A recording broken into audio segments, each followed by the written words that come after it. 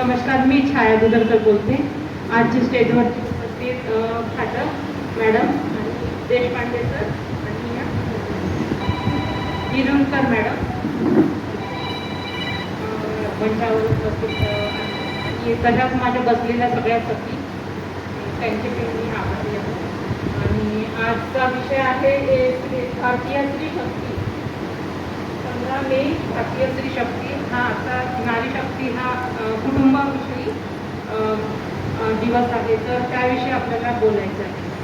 तर कुटुंब म्हटलं की हा 2 प्रमाणात विभागला जातो. एक एकत्र कुटुंब पद्धत आणि दुसरी आहे विभक्त कुटुंब पद्धत. एकत्र कुटुंब पद्धत म्हटलं की ते पहिल्याच्या काळी पिढीनं पिढी एकत्र राहत होते.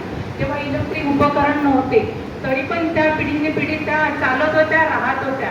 आज सगळं इलेक्ट्रॉनिक सगळं उपकरण म्हणजे त्यांना अवेलेबल असूनही सुद्धा एकत्र राहणं शक्य नाही झालं. कारण की आज प्रत्येकांना वाटतं मुला मुलींना की आम्ही अलग राहावे आणि आई वडील असेल त्यांना आश्रमशाळेत टाकावे. पण हे असं नको व्हायला पाहिजे. पण कुटुंब म्हटलं की ते आपले कोणाचे आई वडील असो, मुलीचे असो की मुलगी जेव्हा जन्माला येते तेव्हा ती स्त्री बनते, तेव्हा ती नारी असते, शक्ती असते, दुर्गा असते. तर तिला ती सर्व कुटुंबाचं ते धोरण सगळं चालवायचं असते. तर या एका स्त्रीमुळे सगळं कुटुंबावर परिणाम असतो. तर हा कुटुंब म्हटलं की तिला पिढ्यानपिढी चालवावं लागते, तिला सांभाळून ठेवावं लागते. आणि जे संसाराचे जे गाळा असते तर ते तिच्यावरच अवलंबून असते. असा हा कुटुंब पद्धत आहे.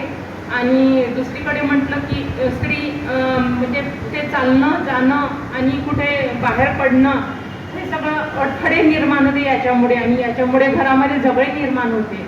तर हे असं नको, समजून घ्या आणि प्रत्येकाला समजून घ्या, स्त्रीला स्त्री समजून घ्या आणि याच्यामुळे तुमचं घर सांभाळू शकते आणि हे सगळं असं तुम्ही सांभाळून चालू शकता.